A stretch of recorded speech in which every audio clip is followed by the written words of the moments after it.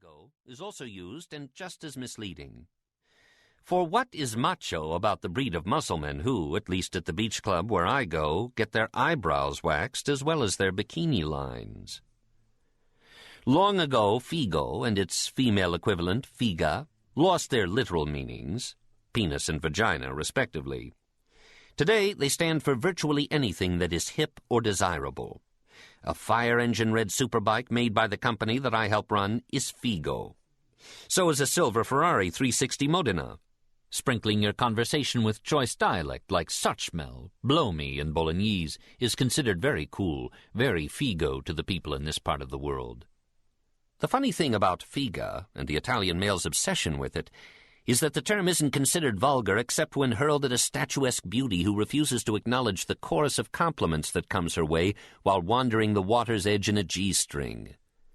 Figa di legno, an Italian will mutter under his breath. Wooden pussy, as if the frustrated insult had the power to ignite a failed flirtation into the blaze of erotic possibility. On the first Saturday of the summer, I am decompressing with a flute of Prosecco and my best friend Daniele, a pure-blooded Bolognese with a foot fetish. This isn't Capri, where the fancy Americans congregate. It's not the Costa Azzurra, where the Milanese fashion crowd flocks. This is Italy's eastern Adriatic coast, a Fellini-esque circus of trendy exaggeration and trashy excess, where Bolognese go to embrace modernity without the weight of monuments or masterpieces. On my feet are 99-cent flip-flops. I'm not obliged to follow all of the rules. I'm American. A serious figa with sky-high Sergio Rossi sandals begins her slow, sensual giro from the bar towards the water. She is not made of wood. Her summer cashmere pareo comes on and off again, exposing large, natural breasts with dark, erect nipples. Wow! She couldn't be more perfect. Her pareo doubles as a head wrap, halter, and finally a sarong. The garment is flipped and unfurled in a choreographed ballet that moves from chaise to cabana before an admiring audience of beach cognoscenti. All eyes, men's, women's, and the appraising gaze of Daniele, who knows the product range of Sergio Rossi the way a connoisseur knows dry, dramatic Barbaresco, are upon her. The particular sandal in question, with leather laces that wind halfway to the knee and cork platform heels, is referred to here as alla sciava. I'm a slave to Rossi, he declares, breathless. Sai. They cost €425 for the pair on Via Ceccarini, I remind him. We saw them yesterday. For me, it's always like the first time, he says dreamily, watching her work the boardwalk.